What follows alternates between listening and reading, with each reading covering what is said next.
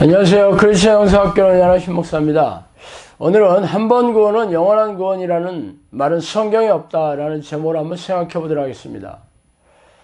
한 번 구원은 영원한 구원이라는 투의 교리가 대부분의 우리네 교회에서 가르치고 있는 교리이죠.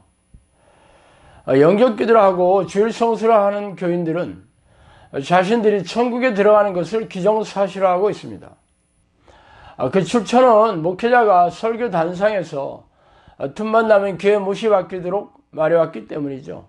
물론 간혹 성경적인 분별이나 양심이 있는 소수의 목회자들은 그렇게까지 말하고 있지는 않지만 우리네 교회의 대세가 그렇고 위로나 덕담, 격려나 안심시키는 설교에 익숙한 교인들은 까다로운 구원관을 가르치는 목회자들을 좋아할 덕이 없죠. 그래서 교인들에게 인기가 없는 목회자들이 우리네 교회에서 사라지고 있는 이유입니다. 그래서 한 번 구원이면 영원한 구원이라는 교리가 우리네 교회를 뒤덮고 있죠. 그러나 성경에는 그러한 말이 없습니다. 거꾸로 성경에는 한때 구원을 받은 믿음이 있던 사람들일지라도 나중에는 지옥에 던져지는 이들이 넘쳐난다고 말하고 있습니다. 그러나 교회에서는 그러한 말투를 들을 수가 없죠. 이들은 칼빈의 예정론의 견인 교리를 따르기 때문입니다. 견인 교리를 간략하게 말하자면 하나님이 구원하시기로 예정한 사람들의 구원은 도중에서 취소되지 않고 끝까지 구원에 이르게 된다는 것입니다. 그래서 이를 뒤집는 성경의 근거를 찾아서 우리네 교회가 얼마나 잘못된 성경을 가르치고 있는지 살펴보고 싶습니다. 가령 내가 의인에게 말하기를 너희는 살리라 하였다 하자 그가 그 공의를 스스로 믿고 죄악을 행하면 그 모든 의로운 행위가 하나도 기억되지 아니하리니 그가 그 지은 죄악으로 말미암아 곧 그 안에서 죽으리라. 가령 내가 악인에게 말하기를 너는 죽으리라 했다 하자 그가 돌이켜 자기의 죄에서 떠나서 정의와 공의로 행하여 저당물을 도로 주며 강탈한 물건을 돌려보내고 생명의 율례를 지켜 행하며 죄악을 범하지 아니하면 그가 반드시 살고 죽지 아니할지라. 그가 본래 범한 모든 죄가 기억되지 아니하리니 그가 반드시 살리라. 이는 정의와 공의를 행하였음이라 하라. 에스겔 33장 13절에서 16절 말씀입니다. 하나님은 의인일지라도 하나님의 공의를 믿고 죄악을 범하면 예전의 의로운 행위가 하나도 기억되지 않고 죄악으로 죽을 것이라고 단호하게 말씀하고 계십니다. 그렇다면 의인도 자신의 죄악으로 지옥에 던져질 수 있다는 말씀이죠. 그러므로 한 번 구원이면 영원한 구원이라는 말이 얼마나 허접한 교리인지 어렵지 않게 알 수 있습니다. 그러나 이를 고민하는 교회 지도자와 교인들은 거의 없다는 게 우리가 마주한 암울한 현실입니다. 다른 성경에도 위에 에스겔 선지자의 말씀을 뒷받침하는 증거들이 널려 있습니다.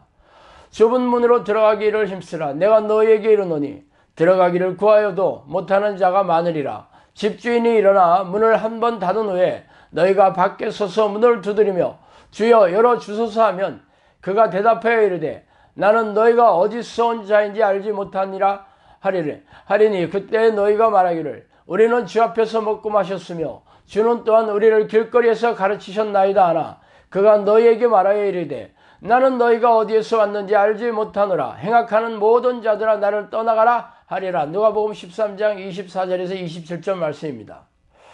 예수님은 천국에 들어가기를 힘쓰지만 들어가지 못하는 사람이 허다할 것이라고 말씀하셨습니다. 그들은 예수님과 함께 교제하였으며 가르침을 받았다고 항변하고 있지만 예수님은 얼굴색 하나 고치지 않고 그들을 전혀 모른다고 하시며 매몰차게 외면하고 계시죠. 우리는 자비하시고 사랑이 많으시고 죄인을 불쌍히 여기시며 어떤 흉악한 죄라도 용서해 주시는 자애로운 예수님만을 기억하고 있습니다. 그런데 이렇게 매몰찬 예수님을 상상할 수나 있겠습니까? 인자가 올 때 세상에서 믿음을 보겠느냐 하시니라. 누가복음 18장 8절 말씀입니다. 그러나 여러분은 아무리 제가 두려우신 예수님을 말하여도 믿고 싶지 않을 것입니다.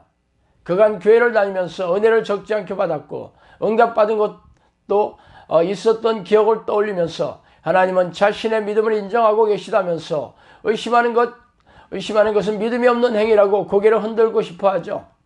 그러나 예수님은 승천하시면서 재림지로 세상에 다시 올 때는 이 땅에서 믿음을 가진 사람이 거의 없을 거라는 불길한 예언을 하셨다는 사실이죠.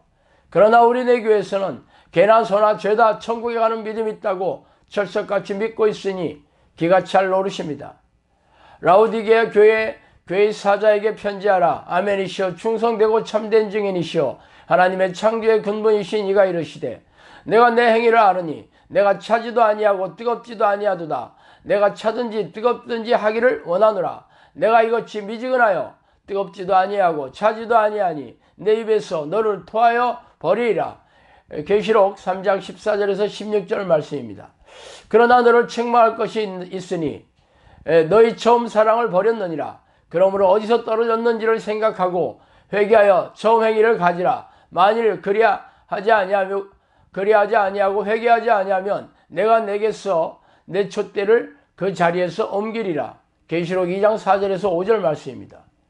위의 구절은 초대교회 교인에게 말씀하시는 예수님의 경고입니다. 초대교회 7개 교회 중에서 5개 교회가 지금의 신앙의 태도를 돌이키고 회개하지 않는다면 지옥의 불에 던져질 거라는 끔찍한 경고를 하셨습니다. 초대교회의 교인들이 누구입니까? 고향과 직업, 재산과 가족을 버리고 예수를 믿었던 사람들이죠. 그래서 로마 당국과 유대교 지도자들에게 잡히면 모진 고문 끝에 순교한 이들이 부지기수였습니다. 그렇다면 세상 어느 교인들이 초대교인의 믿음을 따라하겠습니까?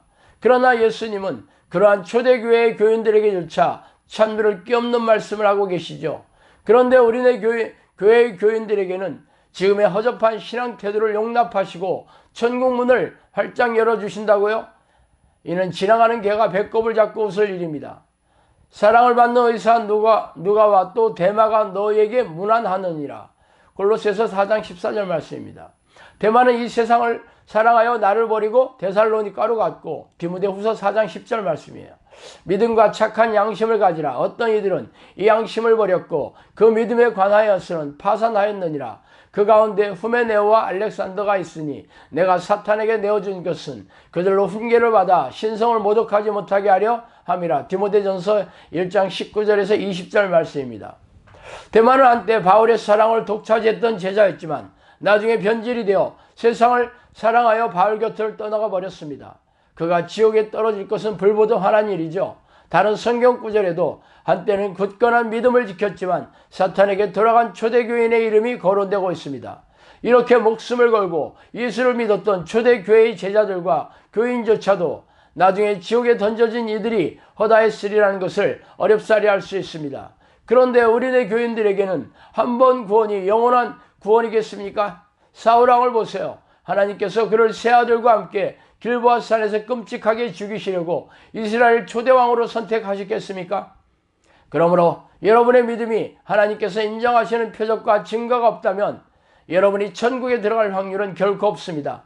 다만 사꾼 목자들이 운영하는 종교사업장의 충실한 고객으로 인생과 직업을 탈탈 털리다가 지옥에 던져지게 될 것입니다. 오늘은 여기까지 하겠습니다. 감사합니다.